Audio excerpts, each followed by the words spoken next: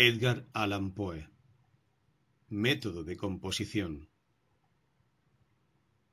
En una nota que estos momentos tengo a la vista, Charles Dickens dice lo siguiente, refiriéndose a un análisis que efectúe del mecanismo de Barnaby Rudge. ¿Saben? Dicho sea de paso, que Godwin escribió su Caleb Williams al revés. Comenzó marañando la materia del segundo libro y luego, para componer el primero, pensó los medios de justificar todo lo que había hecho. Se me hace difícil creer que fuera ese precisamente el modo de composición de Godwin.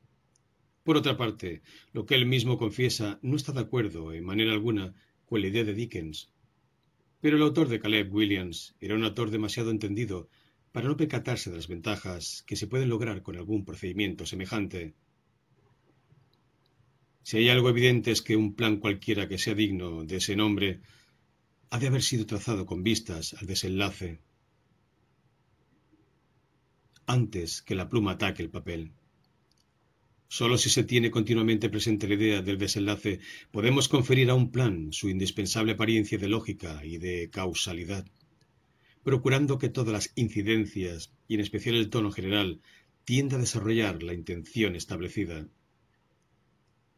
Creo que existe un radical error en el método que se emplea por lo general para construir un cuento.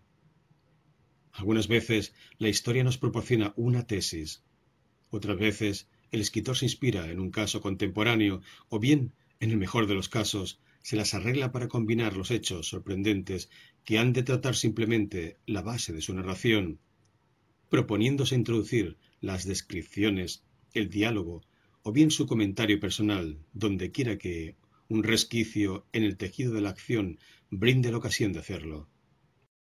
A mi modo de ver, la primera de todas las consideraciones debe ser la de un efecto que se pretende causar, teniendo siempre a la vista la originalidad, porque se traiciona a sí mismo quien se atreve a prescindir de un medio de interés tan evidente. Yo me digo, ante todo, entre los innumerables efectos o impresiones que es capaz de recibir el corazón, la inteligencia, o hablando en términos más generales, el alma, ¿cuál será el único que yo deba elegir en el caso presente? Habiendo ya elegido un tema novelesco y a continuación un vigoroso efecto que producir, indago si vale más evidenciarlo mediante los incidentes, o bien el tono, o bien por los incidentes vulgares, y un tono particular, o bien por una singularidad equivalente de tono y de incidentes.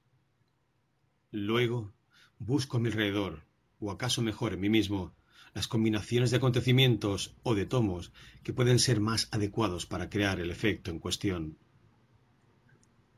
He pensado a menudo cuán interesante sería un artículo escrito por un autor que quisiera y que pudiera describir, paso a paso, la marcha progresiva seguida en cualquiera de sus obras hasta llegar al término definitivo de su realización. Me sería imposible explicar por qué no se ha ofrecido nunca al público un trabajo semejante, pero quizá la vanidad de los autores haya sido la causa más poderosa que justifique esa laguna literaria. Muchos escritores, especialmente los poetas, prefieren dejar creer a la gente que escriben gracias a una especie de sutil frenesí o de intuición extática.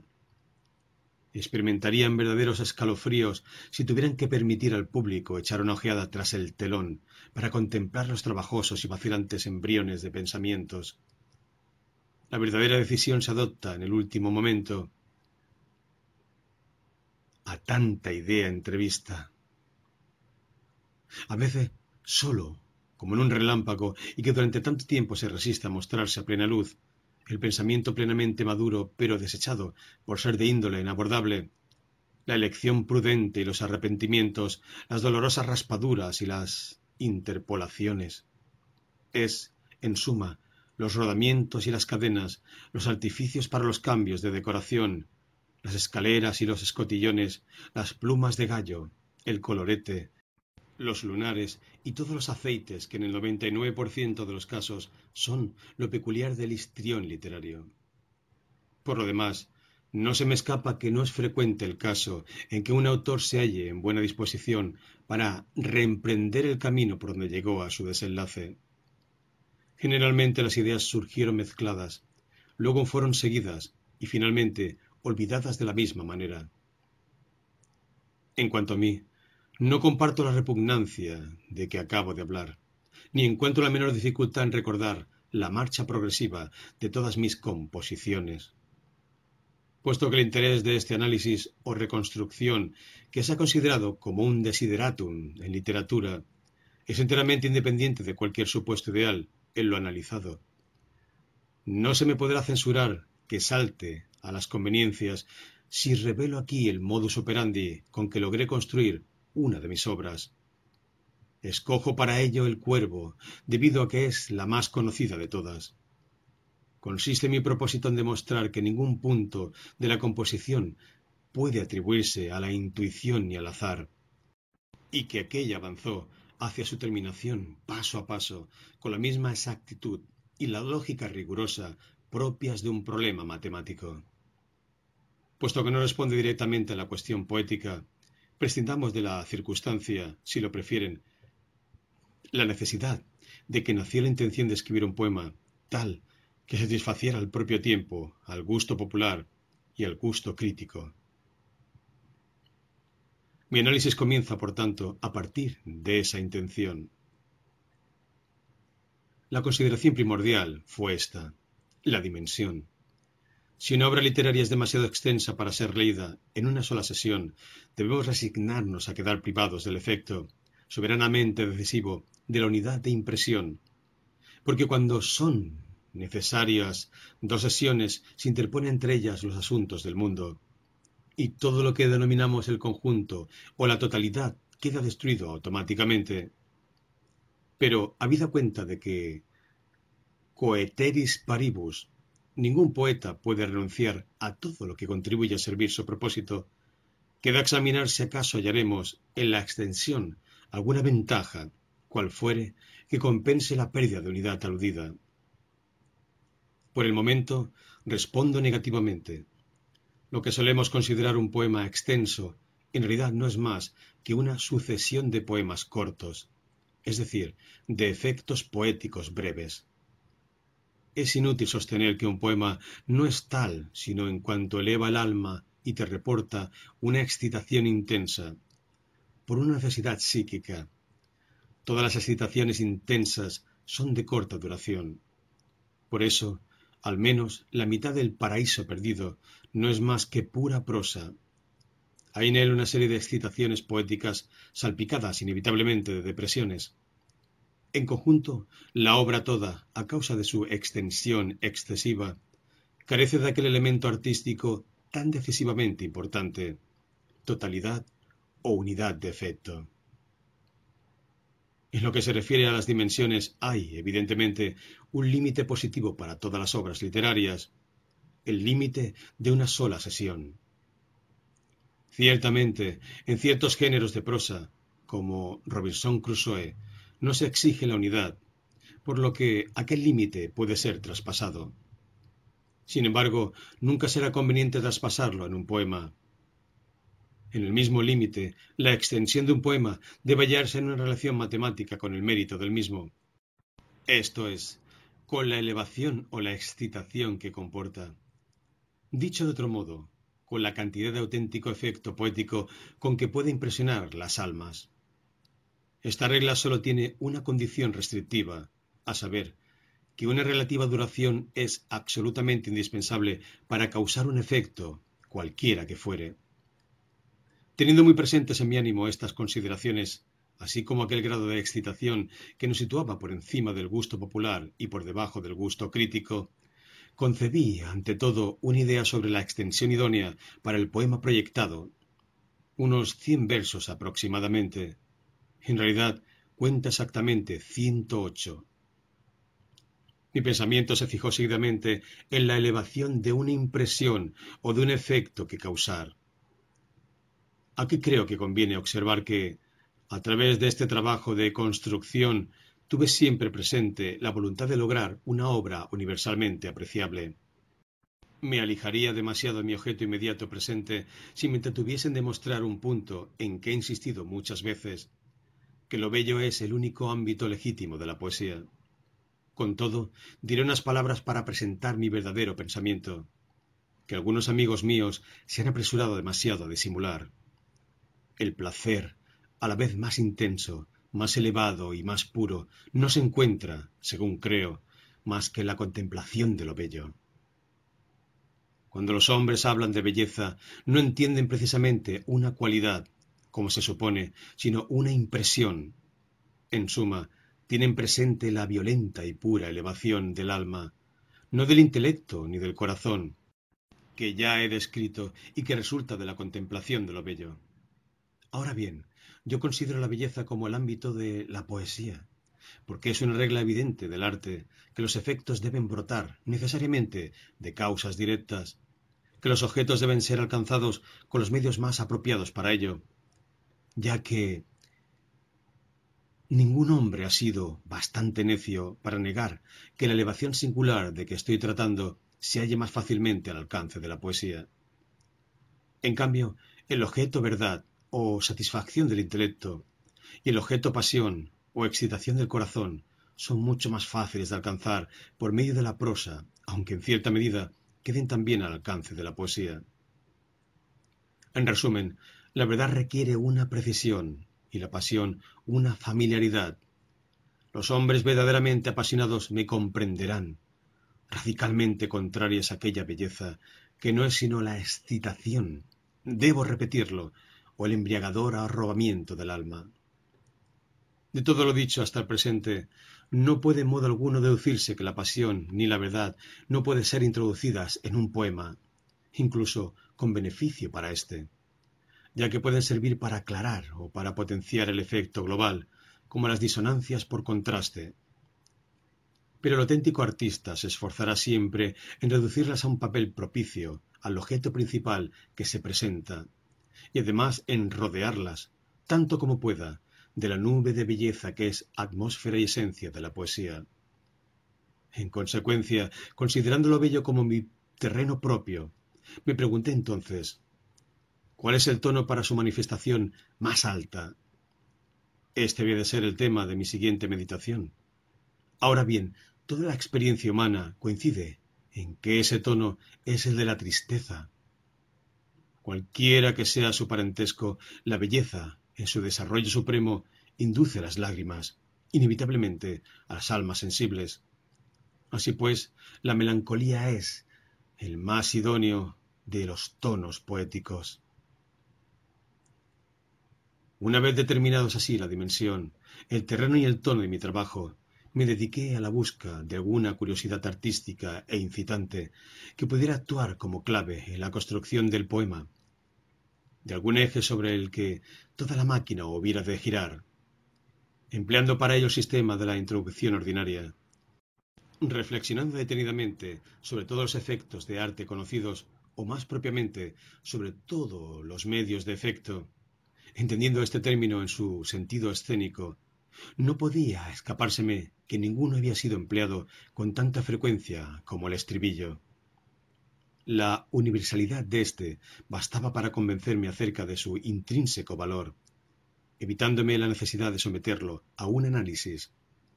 En cualquier caso, yo no lo consideraba sino en cuanto susceptible de perfeccionamiento, y pronto advertí que se encontraba aún en un estado primitivo. Tal como habitualmente se emplea, el estribillo no sólo queda limitado a las composiciones líricas, sino que la fuerza de la impresión que debe causar depende del vigor de la monotonía en el sonido y en la idea. Solamente se logra el placer mediante la sensación de identidad o de repetición. Entonces, yo resolví variar el efecto, con el fin de acrecentarlo, permaneciendo en general fiel a la monotonía del sonido, pero alterando continuamente el de la idea. Es decir, me propuse causar una serie continua de efectos nuevos con una serie de variadas aplicaciones del estribillo, dejando que éste fuese casi siempre parecido. Habiendo ya fijado estos puntos, me preocupé por la naturaleza de mi estribillo, puesto que su aplicación tenía que ser variada con frecuencia. Era evidente que el estribillo en cuestión había de ser breve, pues hubiera sido una dificultad insuperable variar frecuentemente las aplicaciones de una frase un poco extensa. Por supuesto, la facilidad de variación estaría proporcionada a la brevedad de una frase. Ello me condujo seguidamente a adoptar, como estribillo ideal una única palabra. Entonces me absorbió la cuestión sobre el carácter de aquella palabra. Habiendo decidido que habría un estribillo, la división del poema en estancias resultaba un corolario necesario, pues el estribillo constituye la conclusión de cada estrofa. No admitía duda para mí que semejante conclusión o término, para poseer fuerza, debía ser necesariamente sonora y susceptible de un énfasis prolongado. Aquellas consideraciones me condujeron inevitablemente a la O larga, que es la vocal más sonora, asociada a la R, porque esta es la consonante más vigorosa. Ya tenía bien determinado el sonido del estribillo. A continuación, era preciso elegir una palabra que lo contuviese y al propio tiempo estuviese en el acuerdo más armonioso posible con la melancolía que yo había adoptado como tono general del poema. En una búsqueda semejante hubiera sido imposible no dar con la palabra nevermore, nunca más. En realidad, fue la primera que se me ocurrió. El siguiente fue este. ¿Cuál será el pretexto útil para emplear continuamente la palabra nevermore? Al advertir la dificultad que se me planteaba para hallar una razón válida de esa repetición continua, no dejé de observar que surgía tan solo de que dicha palabra, repetida tan cerca y monótonamente, había de ser proferida por un ser humano. En resumen, la dignidad consistía en conciliar la monotonía aludida con el ejercicio de la razón en la criatura llamada a repetir la palabra. Surgió entonces la posibilidad de una criatura no razonable y, sin embargo, dotada de palabra. Como lógico, lo primero que pensé fue un loro. Sin embargo, este fue reemplazado al punto por un cuervo, que también está dotado de palabra y además resulta infinitamente más acorde con el tono deseado en el poema. Así pues, había llegado por fin a la concepción de un cuervo. El cuervo, ave de mal agüero. Repitiendo obstinadamente la palabra nevermore al final de cada estancia, en un poema de tono melancólico y una extensión de unos 100 versos aproximadamente. Entonces, sin perder de vista el superlativo o la perfección en todos los puntos, me pregunté, entre todos los temas melancólicos, ¿cuál es más, según lo entiende universalmente la humanidad? Respuesta inevitable, la muerte. Y cuando ese asunto, el más triste de todos, resulta ser también el más poético. Según lo ya explicado con bastante amplitud, la respuesta puede colegirse fácilmente cuando se alíe íntimamente con la belleza. Luego, la muerte de una mujer hermosa es, sin disputa de ninguna clase, el tema más poético del mundo. Y queda igualmente fuera de duda que la boca más apta para desarrollar el tema es precisamente la del amante privado de su tesoro. Tenía que combinar entonces aquellas dos ideas, un amante que llora a su amada perdida, y un cuervo que repite continuamente la palabra nevermore. No solo tenía que combinarlas, sino además variar cada vez la aplicación de la palabra que se repetía.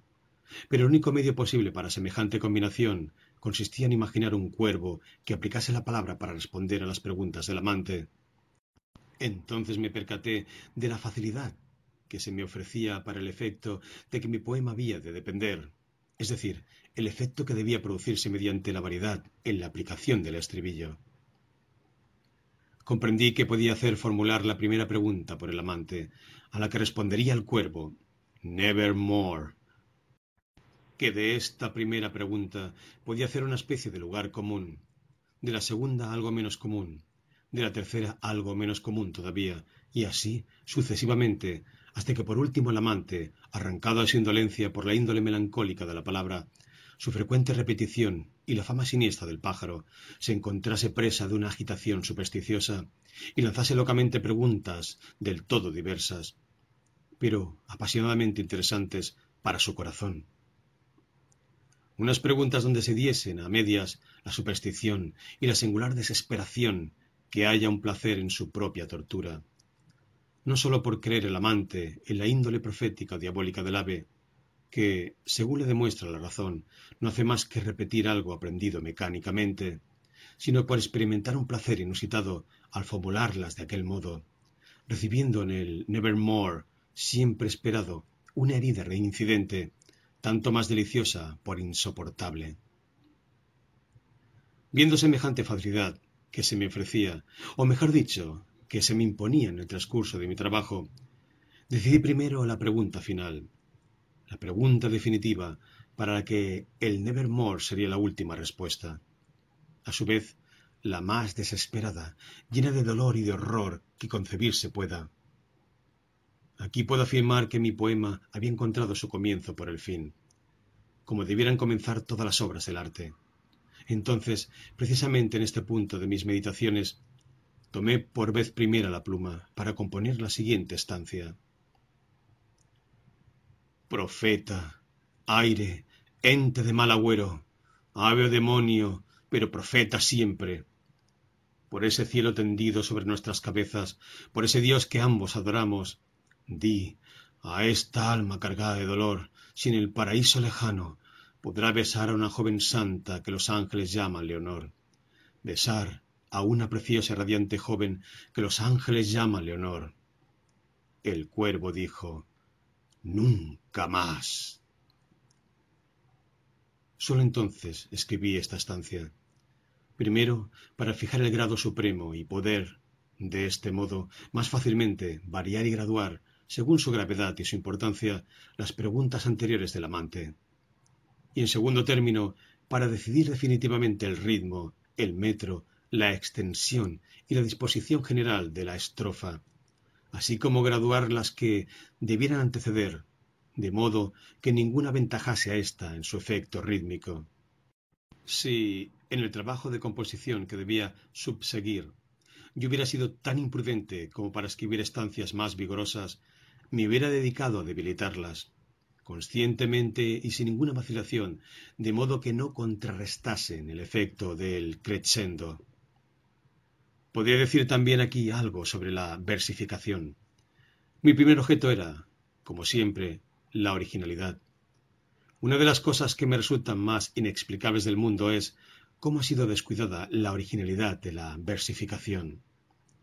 Aun conociendo que en el ritmo puro exista poca posibilidad de variación, es evidente que las variedades en materia de metro y estancia son infinitas.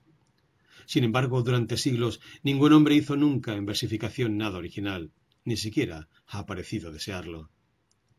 Lo cierto es que la originalidad, exceptuando los espíritus de una fuerza insólita, no es en ninguna manera, como suponen muchos, cuestión de instinto de intuición. Por lo general, para encontrarla hay que buscarla trabajosamente, y aunque sea un positivo mérito de la más alta categoría, el espíritu de invención no participa tanto como el de negación para aportarnos los medios idóneos de alcanzarla. Ni qué decir tiene que yo pretendo haber sido original en el ritmo o en el metro de El Cuervo.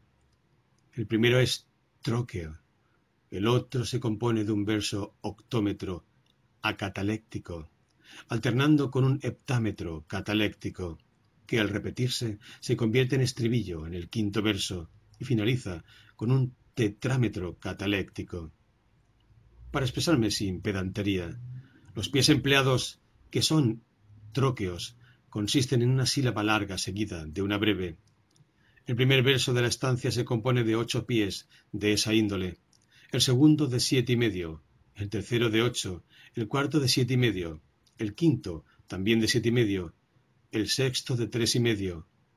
Ahora bien, si se consideran aisladamente cada uno de esos versos, habían sido ya empleados, de manera que la originalidad del Cuervo consiste en haberlos combinado en la misma estancia. Hasta el presente no se había intentado nada que pudiera parecerse, ni siquiera de lejos, a semejante combinación. El efecto de esa combinación original se potencia mediante algunos otros efectos inusitados y absolutamente nuevos, obtenidos por una aplicación más amplia de la rima y de la aliteración. El punto siguiente que considerar era el modo de establecer la comunicación entre el amante y el cuervo. El primer grado de la cuestión consistía, naturalmente, en el lugar. Pudiera parecer que debiese brotar espontáneamente la idea de una selva o de una llanura, pero siempre he estimado que para el efecto de un suceso aislado es absolutamente necesario un espacio estrecho. le presta el vigor que un marco añade a la pintura.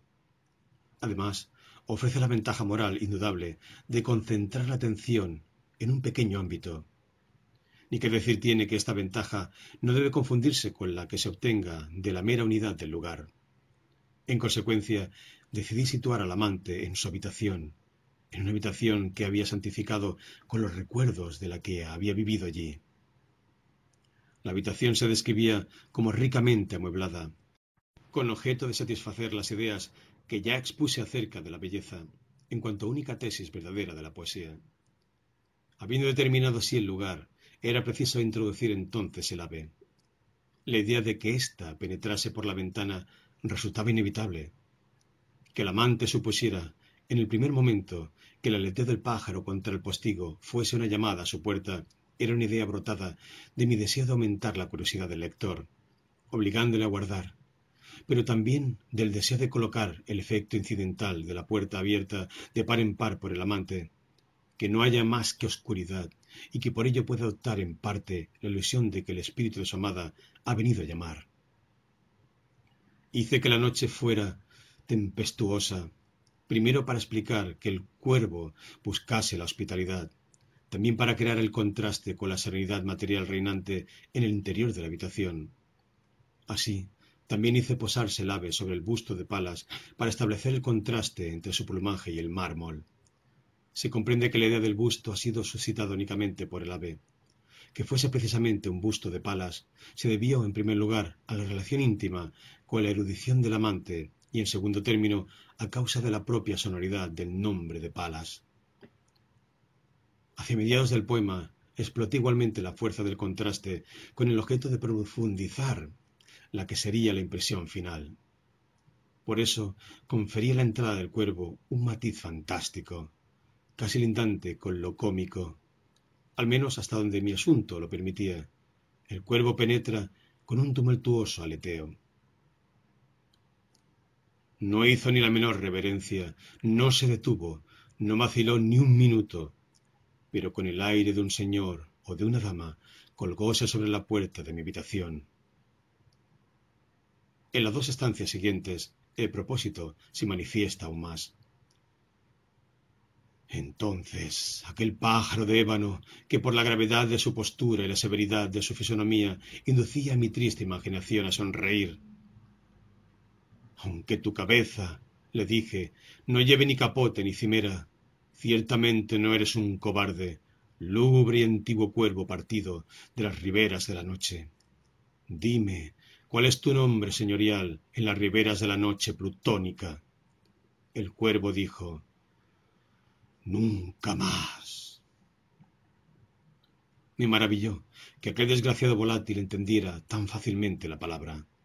Si bien su respuesta no tuvo mucho sentido y no me sirvió de mucho, porque hemos de convenir en que nunca más fue dado a un hombre vivo el ver a un ave encima de la puerta de su habitación, a un ave o una bestia sobre un busto esculpido encima de la puerta de su habitación, llamarse un nombre tal como nunca más. Preparado así el efecto de desenlace, me apresuro a abandonar el tono fingido y adoptar el serio, más profundo. Este cambio de tono se inicia en el primer verso de la estancia que sigue a la que acabo de citar. Mas el cuervo, posado solitariamente en el busto plácido, no profirió. A partir de este momento, el amante ya no bromea. Ya no ve nada ficticio en el comportamiento del ave. Habla de ella en los términos de una triste, desgraciada, siniestra, enjuta y augural ave de los tiempos antiguos, y siente los ojos ardientes que le abrasan hasta el fondo del corazón. Esa transición de su pensamiento y esa imaginación del amante tienen como finalidad predisponer al lector a otras análogas, conduciendo al espíritu hacia una posición propicia para el desenlace, que sobrevendrá tan rápido y directamente como sea posible. Con el desenlace propiamente dicho, expresado en el jamás del cuervo en respuesta a la última pregunta del amante, ¿encontrará a su amada en el otro mundo? Puede considerarse concluido el poema en su fase más clara y natural, la de simple narración. Hasta el presente todo se ha mantenido en los límites de lo explicable y lo real. Un cuervo ha aprendido mecánicamente la única palabra, jamás. Habiendo huido de su propietario, la furia de la tempestad le obliga a medianoche a pedir refugio en una ventana donde aún brilla una luz.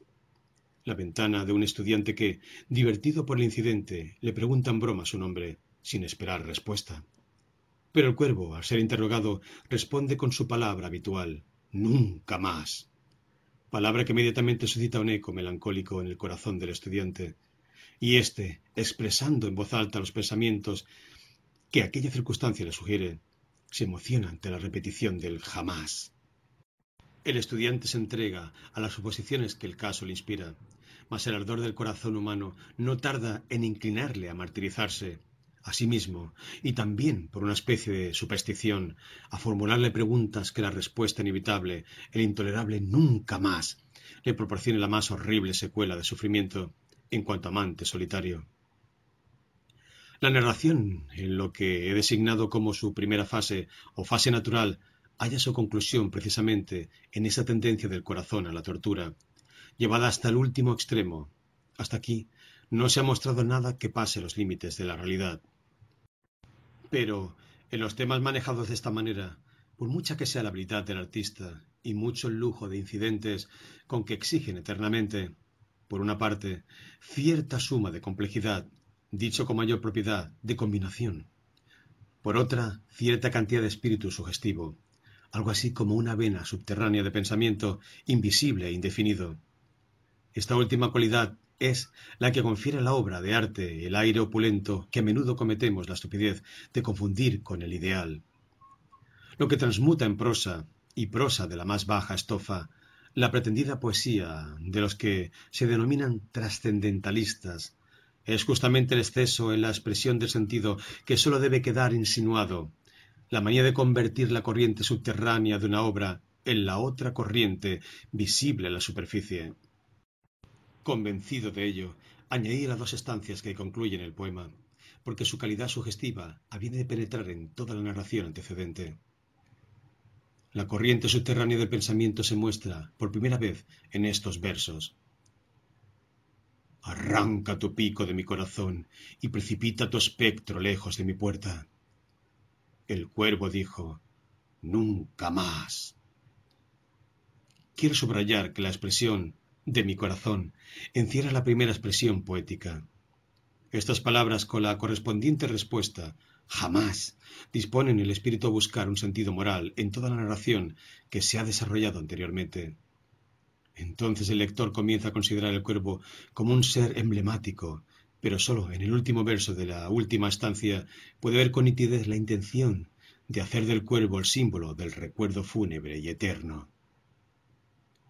Y el cuervo, inmutable, sigue instalado, siempre instalado, sobre el busto plácido de Palas, justo encima de la puerta de mi habitación, y sus ojos parecen los ojos de un demonio que medita, y la luz de la lámpara que le chorrea encima proyecta su sombra en el suelo, y mi alma, fuera del círculo de aquella sombra que yace flotando en el suelo, no podrá elevarse ya más, nunca más.